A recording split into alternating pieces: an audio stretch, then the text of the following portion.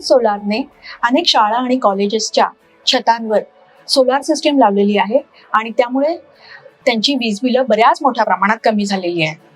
असंच एक उदाहरण आज आपण बघूया.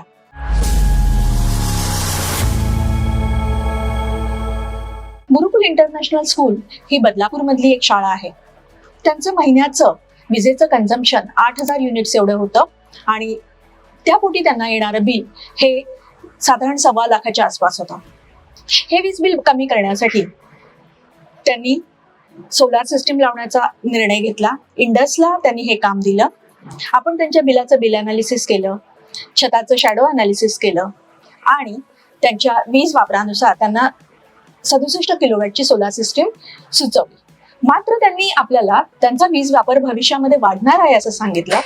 त्यांचा वाढीव भविष्यातला वीज वापर लक्षात घेऊन आपण त्यांना 80 किलोवॅटची सोलार सिस्टीम सुचवली. त्यांचा जो मंजूर भार आहे तो 50 किलोवॅट वरून 80 किलोवॅट पर्यंत वाढवण्यात आला आणि त्यांचं जे छत आहे ते सोलार सिस्टीमच्या दृष्टिकोनातून योग्य करण्यात आलं.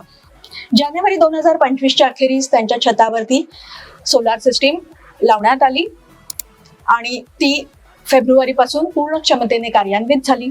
इंडस सोलार या सिस्टीमचं मेंटेनन्स करत आहेत.